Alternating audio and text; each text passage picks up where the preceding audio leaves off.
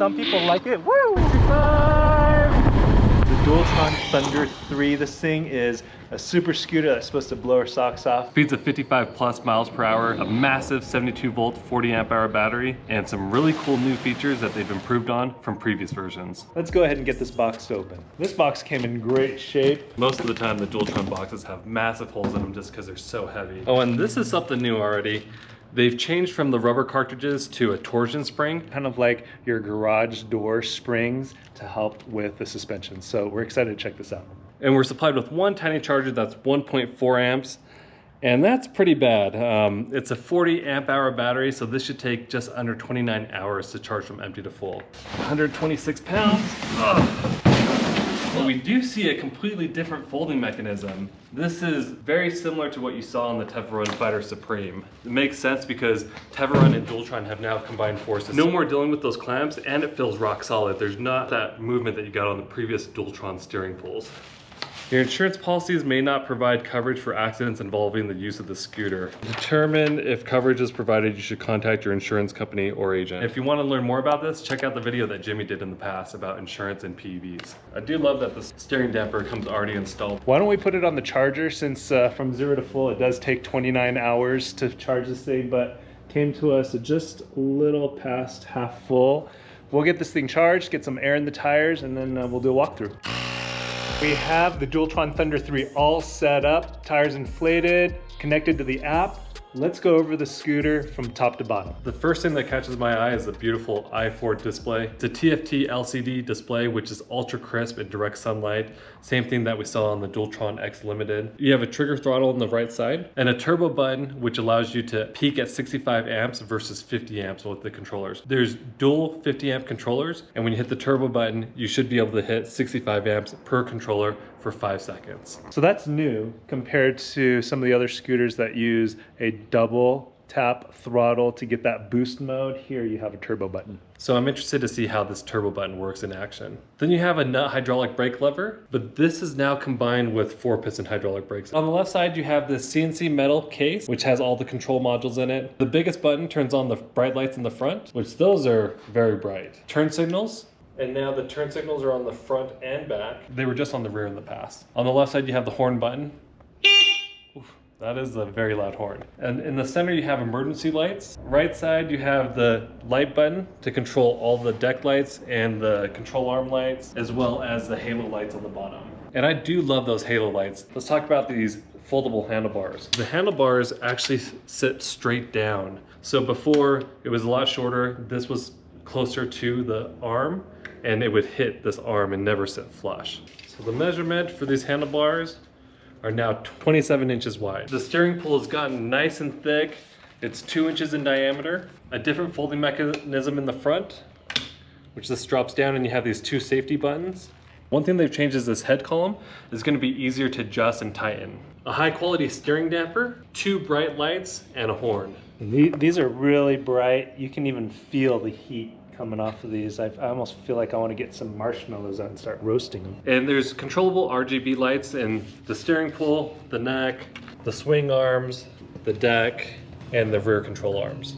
Inside the swing arms, you have the new upgraded suspension.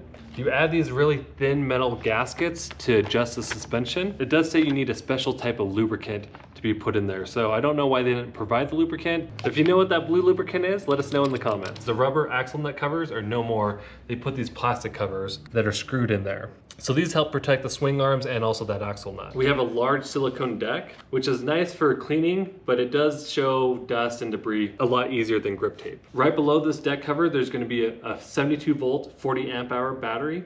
It's LG M50 LT battery cells, and then 2 50 amp controllers that peak at 65 amps. And this is a massive deck. 12.5 inches wide. The deck length, 24.5 inches, but really usable space on the deck is about 19 inches. Now when you fold the scooter, you lock the scooter in place right there instead of down here. The problem with locking it down there, the screen would hit the kick plate. Now that problem is solved. Let's see, it holds in place really well.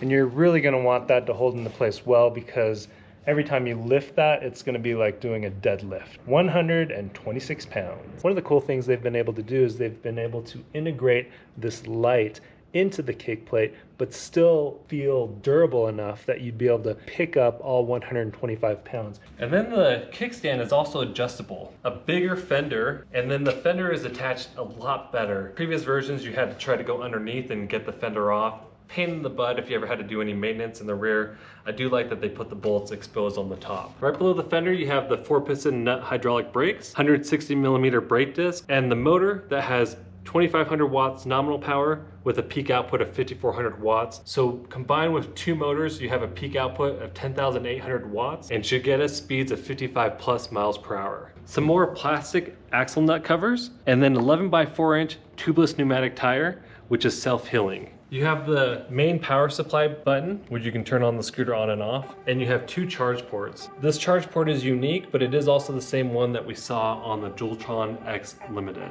We're gonna plug this in, get our safety gear on, and once we have a freshly charged battery, we're gonna take this for a spin. All right, we've got a freshly charged battery on this Dualtron Thunder 3. We are going to go to our speed run test right now while we still have a full charge, so we can see what kind of speeds we can hit with this bad boy. Our favorite speed run spot. Yeah, and I think we should try two different ways. We should try it with hitting the turbo button from the very beginning, and then hitting the turbo button once we're going about 40 miles per hour and see if there's any difference in top speed. My assumption would be that it would be most effective once you've already gotten close to that top speed, because that's how they do it in Fast and the Furious. My assumption is opposite though. I think the initial acceleration is what's gonna make a big difference. Installed. Oh, shoot. So this was me hitting the turbo button at first. It said I hit 61 miles per hour on the display, and on the draggy it said 61 as well, so that's good that it's accurate at least. 61 on the display. 62. Yeah, I think I'll try like going 5 seconds and then hitting the turbo button and seeing what the results end up being. Ready? Oh no, I forgot I have safe mode on. This thing has safe mode, yep.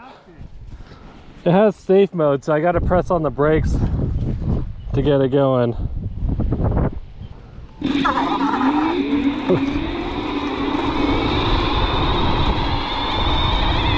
Oh, I can feel it! Oh, that thing just took off! Crazy! Alright, how'd it go? That was a lot different than the previous one. When I hit the turbo button at the very beginning, you can't really feel any difference, but this one I was going 35 miles per hour, hit the turbo button and I just felt a little bit of a burst. You can definitely tell there's a difference with that overtake function, and I was able to hit 65 on the display, but the draggy said 64 miles per hour. Definitely better to use the turbo button as you're moving. Jimmy was absolutely correct. And we'll have the speed runs we got for the InMotion RS as well as the Cabo Wolf King GTR. Those other scooters are sine wave controllers, which have a much more gradual controlled acceleration, whereas this is a square wave, and so you get that incredible torque, incredible acceleration and power. Ultra stable though, that's one thing that was really nice. I did turn the steering damper to be nice and tight. I didn't feel any shakes or shimmies. I would totally ride this fast all the time because it felt nice and safe, and then the braking was really awesome too. Cabo Wolf King GTR seemed a little bit faster. This felt just as stable as the Wolf King GTR, and the InMotion RS felt like it was a little bit less stable than both of those scooters. This does have a trick up its sleeve. If you're not a fan of that incredible acceleration and torque right off the get-go, what can people like me do to make it feel more controlled? Yeah, in the app there's a ability to adjust acceleration setting, and right now I have it on 0, which is the fastest acceleration. So I'm gonna let Jimmy ride it around first in the setting and then turn it down so he can tell the difference and see if he actually likes it, because he's normally a sine wave snob. This is a good thing to kind of know. I do like this scooter that it has a safe mode where it won't let you just automatically pull on the trigger and it's going to pull away from you. You just have to tap on the brake. You'll see safe go away on the display, and then you can ride it. So, and the reason why they have this safe mode is so that if someone accidentally hits the throttle while you're just sitting there, it doesn't go shooting off into the crowd or into traffic. And so here you can see it in the safe mode. It says safe right there. You hit the brakes twice and the safe mode goes away. Whoa! Whoa, whoa, whoa! Whoa! Whoa. Yeah, so it's basically an all or nothing. It is jerky. Some people like it, woo, because you get that off the line throttle acceleration, but I'm not a big fan. So Jimmy, you felt it that way. We're gonna change it because I know you don't love that. The starting effect is on 0 right now. I'm gonna change it all the way to 5. This is the mode I would be riding it in. I mean, it's very similar to a sine wave controller. It's similar, it's not quite there. There's really a big trade-off when it comes to sine wave versus square wave controllers, and I love sine wave controllers. They're some of my favorite acceleration curves and smoothness, but I almost destroy all my sine wave controller scooters where I have to replace the controllers. I was talking to Lanny, who's the local Mini Motors dealer here in Colorado, and he was saying that Mini Motors is not really wanting to move towards sine wave controllers due to dependability of the controllers. I've killed my Cobble Wolf King GTR within the first 100 miles. I've killed my Nami twice within 200 miles. How are you killing these scooters? It's something weird about the power delivery to the controllers. Sine wave controllers will let you put a lot of power into them, but for some reason I'm able to just overheat them. Where square wave controllers, you can really pound on them. That's an argument for getting and riding one of these square wave controllers. The tech has been here a lot longer, it's more tested and more dependable. Let's talk about the biggest upgrades that they've done to the Dualtron Thunder 3, as well as the things that we love most about this scooter. You have the turn signals in front now. You have the beautiful display, which is crisp. Not only is it more crisp, but it gives you Bluetooth connectivity so you can adjust all the settings. You have the security option of locking the scooter and unlocking it when you come up to it. The proximity lock. We were off, Andrew was taking a phone call, and I wanted to take the scooter on a little joyride, but it wouldn't let me go because Andrew wasn't close. His phone was not close to the scooter. We've talked a lot about the turbo button. Great feature so that you can get that extra boost without having to take your finger off the throttle. This handlebar, it's a lot wider, which makes it more stable. And then the other thing in the app is it lets you get connected with the community, so you can let other Dualtron riders know where you're at, so you can have a group ride. The app is actually pretty nice. It by far has the most functionality that any other app has out there. Segway is pretty nice, but this one has more options, and you can also control all the lights. Steering pole is nice and fat. It's thick and instills confidence when you're riding. What also gives you confidence is this rock solid locking mechanism, which makes it so that you don't have any wobble. You also have bigger, thicker motors that have more copper and bigger magnets. Tires too are new. This is a Dualtron branded tire that's very similar to other tires that people are trying to get on their scooters to race on the roads. You've already seen I've been able to use the axle nut covers because I dropped it on its side, so that protected the axle nut. Other upgrade is the suspension, which I don't know yet. The verdict is out. I'm gonna do more riding with this scooter and tell you what I think about the suspension because I don't have the lubricant that is on the instructions. You've got 4-piston, not hydraulic brakes now, a bigger fender coverage. Those are pretty much the biggest changes that we've seen between the Dualtron Thunder 3 and the Thunder 2. All right, let's get out of this mosquito-infested swamp. I love the big deck. Gives you plenty of room to move your feet. Very spacious. Yeah, the overall looks of this scooter is high class. You've got the amazing lights. The lights are amazing during the day and at night. Love the iconic tail light. It's bright, it's distinctive, and it just looks amazing. Tires, they handle on the edge well, so I do love that. There's a lot of these tires, they feel boxy, and I love that I can kind of take it on its edge and feel like I have full control of the scooter. The stopping power is unreal with the 4-piston hydraulic brakes. I gotta be careful because a lot of times I feel like I'm gonna go over the front of the scooter even though it weighs 126 pounds.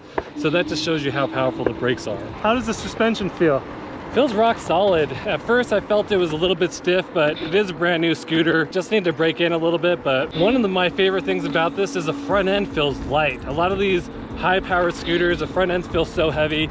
This one feels light up front and most of the weight's in the deck at the rear. This is a scooter that's in its 3rd iteration and it's seen some huge improvements during that time. Very dependable scooters, but they just keep on improving on the design. So I love that they're just not happy with what they have. They keep on improving and keep innovating. The sun is setting, the mosquitoes are coming out. Let's run through the things that we don't like about this scooter. For me, I'm not a big fan of square wave controllers. I know they're more dependable. I know Mini Motors has more experience with them, but I'm a nice, smooth, gradual, controlled acceleration kind of guy. And so Square wave controller just isn't for me, but I can see myself using that starting effect feature. The biggest issue for me is that they provide such a small charger. The fact that I have to wait close to 29 hours to charge this from empty to full, it's a big blunder. Luckily, I do have the Dualtron X limited charger, so I could speed it up. I was able to charge this in 4 hours. Real big mistake on their part, only providing one charger. I do love that they've changed it to where you don't have to buy replacement cartridges for the suspension, but it's still a pain in the butt to change. I don't like that I have to take off the swing arms, open it up, put on the little washers or little spacers, they call them gaskets, and then some lubricant on them to adjust suspension. I don't have that much of an issue because I'm planning on only using this for speed runs, but I would have liked this to be a little bit more versatile and easier to change on the go. I would have liked for this scooter to be offered in hybrid off-road tires. I just see myself going on all sorts of different terrain. Yes, I don't plan on taking this off of massive jumps or on single tracks, but I do feel like these tires can get a little bit washed out on loose gravel. The kickstand is really nice. It has a really good action and it sounds solid, but it's not very dependable. I feel like if you just nudged it forward a little bit, it would fall over. All right, so we ran it through a little bit of water. Is there any water resistance rating with this guy? That is something I forgot to mention that they've changed. The scooter has an official IPX5 water resistance rating, which means it can handle light sprays of water. The display and the control module has an IPX7 water resistance rating. I think Dualtron fans are going to love this scooter because it's got the essence of Dualtron. It's got the sound, it's got that square wave power, it's got the Dualtron lights and construction. So if you love Dualtron, this is the scooter to get. If you love a high-powered scooter that's dependable and you won't have to worry about having to fix it all the time, the Dualtron Thunder 3 is going to be one of the best ones out there. Check them out at Mini Motors USA. Check out our full written review at freshlycharged.com. Thanks for watching, and when you guys ride, wear your safety gear.